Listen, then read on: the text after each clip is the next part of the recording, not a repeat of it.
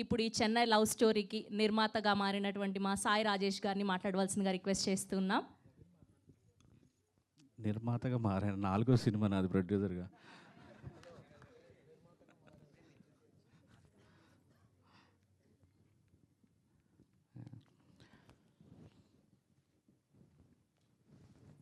బ్లాంక్గా ఉంది.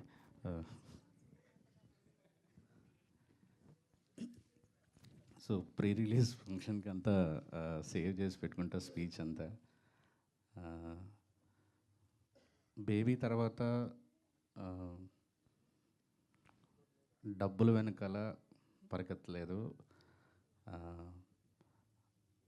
మళ్ళీ ఒక సాటిస్ఫాక్షన్ ఉంది ఆ సినిమా ఆడినన్ని రోజులు, ఒక 30-40 రోజులు. అలాంటి ఎక్స్పీరియన్స్ మళ్ళీ కావాలని కోరుకొని ఒక మనసుకు నచ్చిన ఒక కథ రాసుకున్నాం. చాలామంది రైటర్స్కి ఒక ఫీలింగ్ ఉంటుంది ఏంటంటే, మనం చాలా ఇమాజిన్ చేసుకొని రాసుకుంటాము. సో అది వేరే డైరెక్టర్ చేతిలో పెట్టినప్పుడు ఎంత లేదన్నా ట్రాన్స్లేషన్లో కొంత పోతుంది. సో అందుకే ఎక్కువ మంది రైటర్స్కి తమ కథలు తామే డైరెక్ట్ చేసుకోవాలని రైటర్స్ డైరెక్టర్లుగా మారుతుంటారు. ఏం చేసినా సరే ఖచ్చితంగా అది ఎగ్జాక్ట్గా ట్రాన్స్లేట్ అవ్వదు అనేది నమ్మే వాళ్ళలో నేను కూడా ఇన్ని రోజులు ఉండేవాడిని. నేను వారం క్రితం ఫస్ట్ హాఫ్, సెకండ్ హాఫ్లో ఆల్మోస్ట్ హాఫ్ పార్ట్ చూశాను. అండ్ నిజం చెప్తున్నాను హార్ట్ఫుల్గా, నేను నిజంగా ఈ కథని ఇంత బాగా తెలియను. రవి ఫస్ట్ హాఫ్ ఇంటర్వెల్ టైంకి నా కళ్ళల్లో నీళ్ళు, అంటే నేను రాసుకున్న కథే అవ్వచ్చు కానీ కళ్ళల్లో నీళ్ళు గారిపోతున్నాయి ఇంటర్వెల్ చూస్తుంటే. నేను అదే ఎడిటర్ సంతోష్ గారు కూడా ఉన్నారు సాక్ష్యంకి. రవి నిజంగా నేను కూడా ఇంత బాగా తీయలేను రవి, బేబీ కంటే మంచి సినిమా తీసావు రవి, హార్ట్ఫుల్గా చెప్పాను. Thank you Ravi.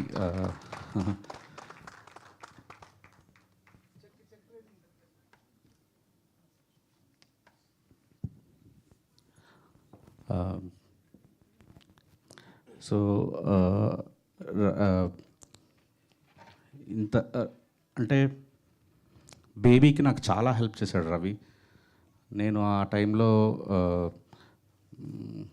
అంటే నన్ను నేను ప్రూవ్ చేసుకోవాలని విపరీతంగా 5 గంటల సినిమా తీసేశాను. దాన్ని ఎలా కట్ చేయాలో తెలియదు. రిలీజ్ డేట్ అనౌన్స్ చేసేసారు. నేను ఎడిటింగ్ రూమ్లో ఉండాల్సి వచ్చేది, మ్యూజిక్లో చేయాల్సి వచ్చేది, చిన్న చిన్న ప్యాచ్లంతా మిగిలిపోయింది. సో ఒక రకంగా రవి వచ్చి సేవ్ చేశాడు. అంటే 3 అవర్స్ దాన్ని తీసుకురావటంలో, ఒక 2-3 డేస్ ప్యాచ్ వర్క్ చేయటంలో, నాతో పాటే సౌండ్లో, డిఐలో. సో నాకు ఎక్కడో కృతజ్ఞత ఉండిపోయింది రవి మీద.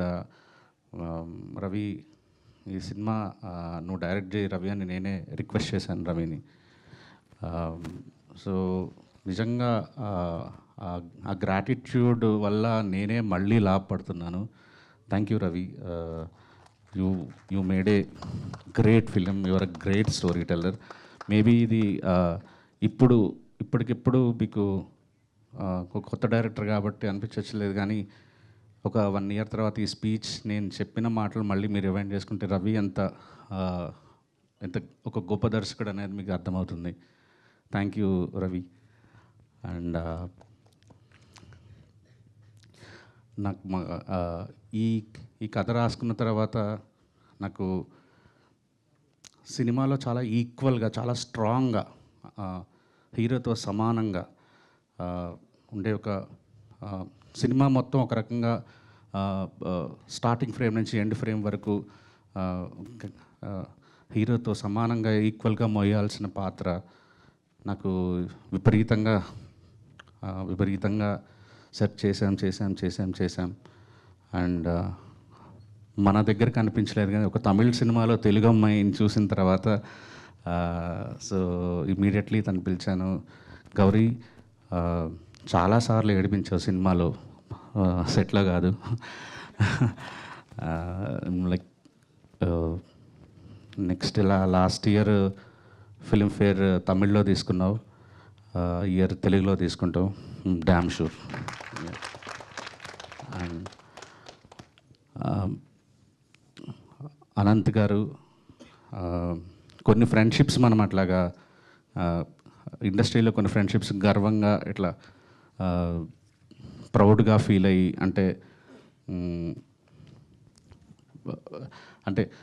నేను ఒక డిపార్ట్మెంట్ గురించి ఒక క్రాఫ్ట్ గురించి నేను పట్టించుకోకర్లేదు.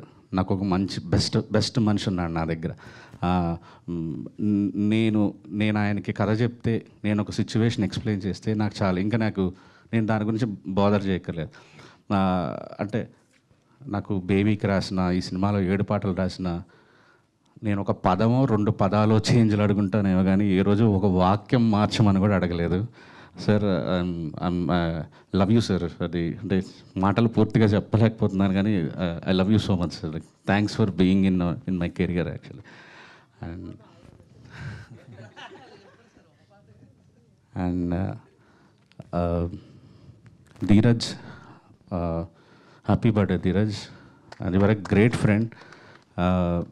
బేబీతో అంటే తన కెరీర్ ఎప్పటి నుంచి స్టార్ట్ చేసిన బేబీతో ఒక టర్న్ తిరిగింది. చెన్నై లవ్ స్టోరీ ఖచ్చితంగా ఒక పెద్ద లార్జ్ స్కేల్లో తను తీసుకెళ్తాడు ఫర్ షూర్. అండ్ బియాండ్ మా ఫ్రెండ్షిప్, ప్రొడ్యూసింగ్ పార్ట్నర్ కంటే, డిస్ట్రిబ్యూటర్ కంటే, ఎగ్జిబిటర్ కంటే కూడా ఒక great friend Dheeraj. Thank you Dheeraj. And ఈ సినిమాకు కూడా మాకు డబ్బులు ఎలా తీసుకొచ్చి పెట్టామని కోరుకుంటున్నా, ఎక్స్పెక్ట్ చేస్తున్నా.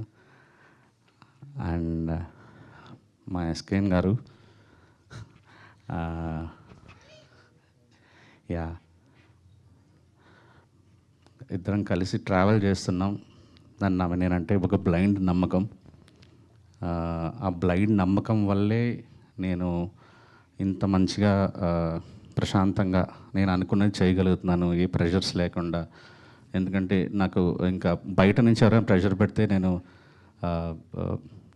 అది చేయలేను ఆ పని. ఎస్కేఎన్ గారితో ట్రావెల్ చేయటం అనేది నేను తీసుకున్న ఒక మంచి నిర్ణయాల్లో ఒకటని భావిస్తున్నాను. అండ్ ఇలాంటి సినిమాలు మళ్ళీ మంచి సినిమాలు మళ్ళీ కలిసి అమృత ప్రొడక్షన్స్, మాస్ మూవీ మేకర్స్లో చేస్తాం. అండ్ కిరణ్ గారు, కొన్ని కారణాల వల్ల అంటే నాకు ఈ కథ ఒక సరెండర్ అయితేనే ఈ కథ చెప్పగలం. అంటే డైరెక్టర్ని, రచయితని ఎక్కువ అంటే నేను చెప్పేది క్యారెక్టరైజేషన్ గురించి ప్రశ్నలు అడగచ్చు, కానీ తన ఇమేజ్ గురించి కానీ, పబ్లిసిటీ గురించి కానీ, ఆడియో ఎందుకు ఇలా ఉంది కానీ, ఇలాంటి తను ఇందాక అనంత్ శ్రీరామ్ అన్నట్టుగా అన్నీ అహం చంపుకొని ఉన్న ఒక నటుడు కావాలి ఈ సినిమాకి. కాలా అంటే ఒక పెద్ద సక్సెస్ కొట్టిన, ఆ టైంకి కొట్టిన ఒక మా కిరణ్ అబ్బవరం గారి దగ్గరికి వెళ్తే స్టోరీ విని ఒకటే మాట అన్నారు, అన్న నేను ఫస్ట్ టైం నా కెరియర్లో నా కారు ఎక్కుతాను, సెట్లో దిగుతాను, మళ్ళీ కారు ఎక్కుతాను, మళ్ళీ ఇంటికి వస్తాను, కంప్లీట్లీ మీరు ఏం చెప్తే ఆ సినిమాకి మీరు ఏది ఫీల్ అయితే అది తీయండి అని అన్నారు. ఈ రోజుకి కూడా ఆయన మాకిచ్చిన ఆ చనువు, ఆ గౌరవం నిజంగా ఇంకా ఎక్కువ ఆయన ప్రేమించేలా చేసింది.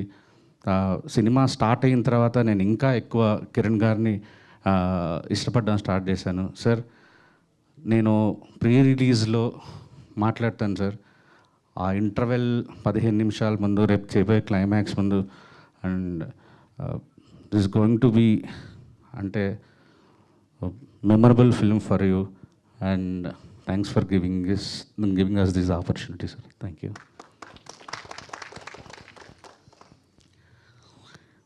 అండ్ లాస్ట్గా ఒకరికి థ్యాంక్స్ చెప్పేస్తాను. యాక్చువల్లీ నేను ఈరోజు ఈ స్టేజ్ మీద నిలబడడానికి చాలా గర్వపడుతున్నాను. ఇది గత 1.5 ఇయర్గా నేను ఆ ప్రౌడ్ మూమెంట్స్ అనుభవిస్తూనే ఉన్నాను. అది మా మణిగాడ్ వల్ల.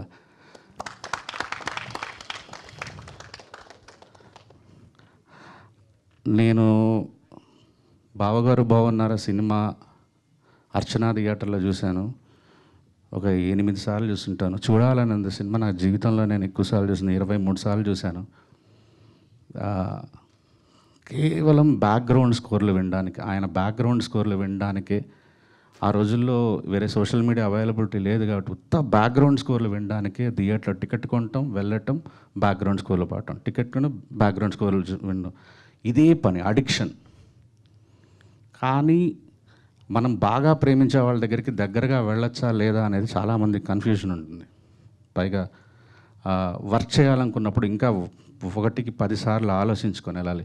దానివల్ల 2 జరగచ్చు. ఒకటి, ఇంత ప్రేమించిన మనం ఇంత ప్రేమలో ఉన్న మనిషి, ఇంత ప్రేమించిన మనిషి దగ్గర నుంచి బెస్ట్ తీసుకోగలమా లేదా. 2, ఉన్న ప్రేమ ఎక్కడ పోతుందా. ఇలాంటి ఒక కన్ఫ్యూజన్ మధ్యలో మహతి స్టూడియో మెట్లెక్కాను నేను. ఒకటే ట్యూను, ప్రతి పాటకి ఒకటే ట్యూన్, రెండో ట్యూన్ కూడా అడగలేదు. నేను అసలు ఒకటే కామన్ ఎమోషన్ అయితే ఉంది. ఏంటంటే నాకు ఇళయరాజా గారి ఇష్టం, ఆయనకి ఇళయరాజా గారి ఇష్టం. సినిమా పేరు చెన్నై లవ్ స్టోరీ. సో హీరోకి ఇళయరాజా పిచ్చి ఉంటుంది. సో ఆ ట్రిబ్యూట్ ఇస్తూనే మణిశర్మ గారి బ్రాండ్, మణిశర్మ గారి ఆ మార్క్ మిస్ అవ్వకూడదు అన్న ఒక దీంట్లో మ్యూజిక్ చేసుకుంటూ వచ్చాము. ఇంకా ఏమన్నా నాకు మధ్యలో ఏదన్నా కావాల్సి వస్తే సచ్చినోడా ఏం కావాలో చెప్పాడు అంటాడు. అదే మ్యాక్సిమం తిట్లు. బంగారం నచ్చిందా అంటారు, 2 వదులుతుంటాయి అంతే. ఇంత ఫ్రీడమ్ ఒక మనిషి, ఒక్కొక్క కరెక్షన్ నేను విపరీతంగా నసబెడతాను మాస్టరింగ్లో, మిక్సింగ్లో అందరినీ. అలాంటిది అసలు నాకు ఆలోచిస్తే ఏమీ అడగలేదు. ఎందుకు అడగలేదంటే నాకు తెలిసిన, అరే పెరిగిందంతా ఆయన మ్యూజిక్ నేర్చుకొని అది మిగతా వాళ్ళకి మీరు అలా చేయండి అని చెప్పడానికి కావాలి. కానీ నేను పనిచేస్తున్నదే మణిశర్మ గారితో, ఇంకా నేనేంటి కరెక్షన్స్ చెప్పేది. అసలు మీరు నమ్మండి నమ్మకపోండి, there is no second other tune like, అంటే రిజెక్ట్ చేసిన ట్యూనే లేదు అసలు ఈ సినిమాలో. సార్ మీరు మొన్న డిటిఎస్ థియేటర్కి వస్తే నేను ప్రొడ్యూసర్గా అలా నిలబడుకుంటే మీరు వచ్చి డిటిఎస్ కరెక్షన్స్ అవన్నీ చేస్తుంటే చాలరా అమ్మ జీవితం, సినిమా తీసేసాను మణిశర్మ గారితో అనుకున్నాను సార్. అసలు thank you so much Guruji, thank you.